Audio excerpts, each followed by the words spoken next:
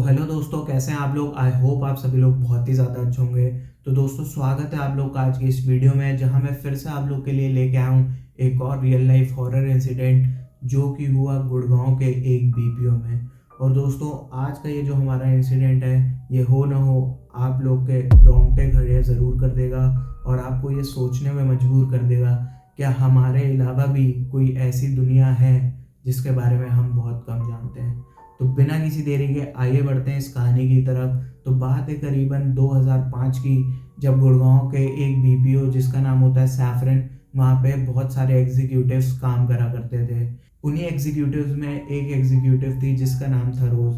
और जो ये रोज़ थी, ये मतलब जो अपने ऑफिस में सबसे अच्छा परफॉर्म करा करती थी, जो भी टारगेट उसको मिलता था वो अपने टारगेट को अचीव करती थी। वो अपने टारगेट को अचीव किया, वो अपने टारगेट को हमेशा एक्सीड करती थी, ओवर अचीव करती थी। जो भी उसके टीम लीडर्स या मैनेजर्स को टारगेट देते थे, वो हमेशा उससे ज़्यादा ही अचीव करती थी।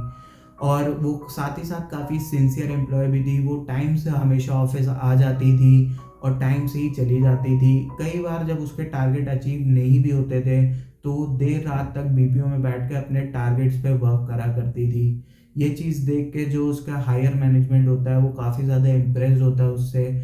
और वो जो दूसरे एग्जीक्यूटिव्स होते हैं, उन सबको रोज़ का एग्जाम्पल दिया जाता है कि देखो कैसे वो इतनी ज़्यादा मेहनत करती है और अपने टारगेट अचीव करती है। तो जो दूसरे एग्जीक्यूटिव्स होते हैं उस कंपनी के, उस बीपीओ में, वो रोज़ से ये पूछते हैं कि यार तुम ऐसा कैसे कर लेती हो, और मतलब इतने ज़्यादा टारगेट कैसे अचीव कर लेते हो। जो रोज़ है तो वो कहते थे बस मेरी आदत है यार, हो जाता है और अब मेरे को बस काम करना है। मैंने बचपन में बहुत गरीबी देखी है, अब बस मेरे को काम करना है और पैसा कमाना है।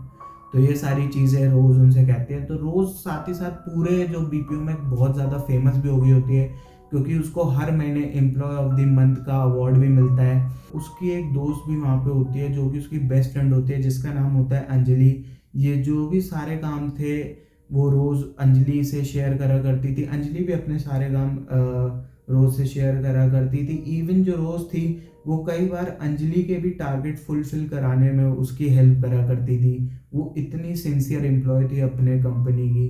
तभी अचानक एक दिन उस बीपीओ की छुट्टी होती है एंड वहाँ से सारे एम्प्लॉय निकल जाते हैं। तो जो रोज़ होती है वो अपने डेस्क पे बैठी होती है, तभी उसके पास एक इनबाउंड कॉल आता है और वो उस पर बात करने लग जाती है। तो जो उसकी टीम लीडर होती है, वो रोज़ के साथ ही निकला करती थी डेली ऑफिस से। तो रोज जो उसकी टीम लीडर होती है, वो देखते हैं कि रोज़ यूजुअली जो अपना कॉल है, मतलब जो डील है, वो 15 मिनट 20 मिनट में फाइनलाइज कर देती थी। लेकिन यहाँ पे जो उसकी टीम लीडर नोटिस करती है कि आज उसको 30 मिनट हो गए, 40 मिनट हो गए, 50 मिनट हो गए, लेकिन वो डील क्लोज नहीं कर पा रही है।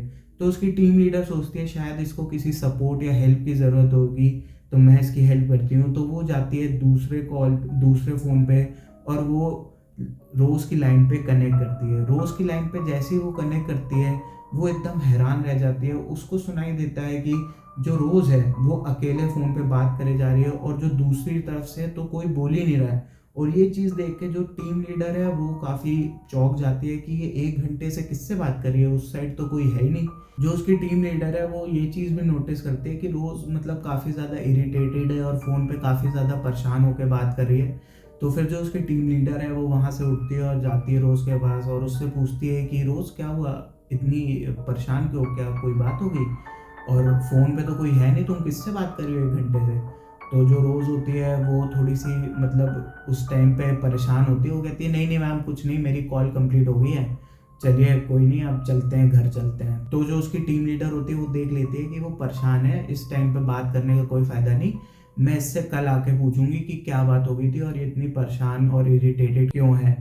तो ऐसा ही होता है, वो दोनों उस टाइम पे ऑफिस से निकल के घर चले जाते हैं। नेक्स्ट डे जब उसकी टीम लीडर ऑफिस पहुंचती है, तो वो ये चीज़ देखती है कि रोज़ जो है वो आज ऑफिस नहीं आई है।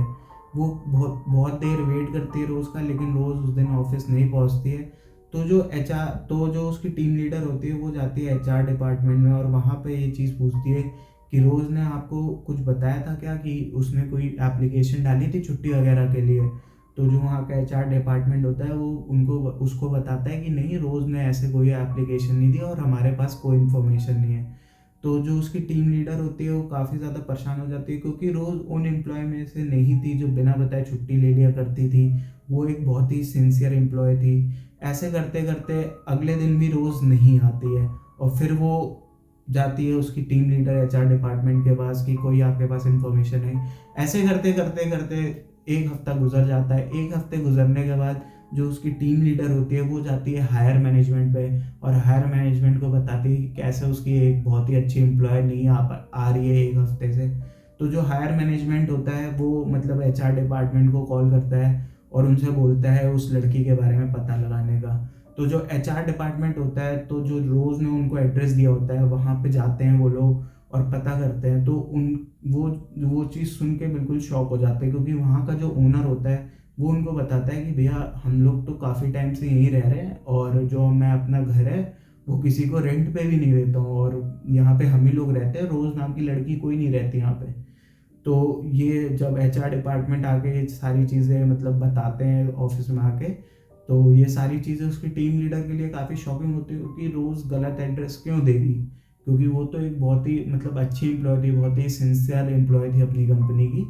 लेकिन फिर वो लोग और एक हफ्ता वेट करते हैं, लेकिन फिर भी रोज़ ऑफिस नहीं आती है। तो जो उसकी टीम लीडर होती है वो मतलब घबराने लग जाती है थोड़ा कि कहीं उसके साथ कुछ गलत ना होगा, क्योंकि उसने उस दिन उसको फ़ोन पे परेशान होते हुए देखा हुआ था। तो उसकी टीम लीडर ये सोचती है कि कहीं उसको किसी ने किडनैप ना कर लिया हो या वो किसी परेशानी में ना फंसी हो। तो उसकी टीम लीडर जाती है और पुलिस रिपोर्ट कर देती है कि कैसे उनका एक एम्प्लॉय मिसिंग है। और इधर जो उसका एचआर डिपार्टमेंट होता है वो भी रोज़ के बारे में पता लगा रहा होता है। तो बहुत पता लगाने के बाद मतलब इस प्रोसेस में काफ़ी टाइम गुजर जाता है। 3-4 महीने हो जाते हैं। 3-4 महीने के बाद बहुत ही मुश्किल से जो उसका एचआर डिपार्टमेंट होता है उसको एक रोज़ के रिलेटिव के बारे में पता चलता है एंड वो जाते हैं वहाँ पे, उनसे बात करते हैं और जो रोज़ के रिलेटिव उनको बात बताते हैं वो बात सुन के उन सब के पैरों के नीचे से ज़मीन खिसक जाती है। और जिस लड़की की वो लोग बात कर रहे हैं उस लड़की की डेथ हुए हुए 8 साल गुजर चुके हैं। और जब ये बात एचआर डिपार्टमेंट वाले ऑफिस में आके बताते हैं तो पूरी आग की तरह ये बात फैल जाती है पूरे ऑफिस में। और वहाँ के जितने भी एम्प्लॉयज़ थे वो सारे बहुत ज़्यादा घबरा जाते हैं कि ऐसा कैसे हो सकता है, हम तो उसको डेली देखते थे और वो इतनी सिंसियर एम्प्लॉय थी, क्योंकि वो सबसे ज़्यादा फेमस पूरे ऑफिस में वही थी। तो पूरे ऑफिस में डर का माहौल बन जाता है। और जो रोज़ के सबसे 2 करीबी लोग होते हैं, जो उसकी दोस्त होती है अंजलि, अंजलि तो इतना ज़्यादा सोचने लग जाती है कि यार वो कौन थी, मैं तो उससे अपनी सारी बातें शेयर करा करती थी। और वो इतना ज़्यादा घबरा जाती है कि उसको हार्ट अटैक आ जाता है और उसकी डेथ हो जाती है। और जो उसका दूसरा सबसे क्लोज इंसान थी, जो कि थी उसकी टीम लीडर, वो मेंटली अनस्टेबल हो जाती है। बहुत सारी थेरेपीज़ लेने के बाद वो अपनी नॉर्मल लाइफ वापस जी पाती है। और फिर लोग पता लगाते हैं कि ऐसा हुआ क्यों। और बहुत इन्वेस्टिगेट करने के बाद ये पता लगता है कि वो जो बीपीओ था एक कब्रिस्तान के ऊपर बना हुआ था। तो दोस्तों, कैसी लगी आपको हमारी आज की ये कहानी? अगर कभी आपके साथ ऐसा हो कि कोई इंसान आपके साथ डेली आपके साथ काम कर रहा है और डेली आपके साथ उठ बैठ रहा है और आपको अचानक से पता चले कि उसकी मौत 8 साल पहले ही हो गई है, तो आपके ऊपर क्या गुजरेगी? तो दोस्तों, जो भी आपके थॉट्स हो हमें कमेंट सेक्शन में ज़रूर बताइएगा।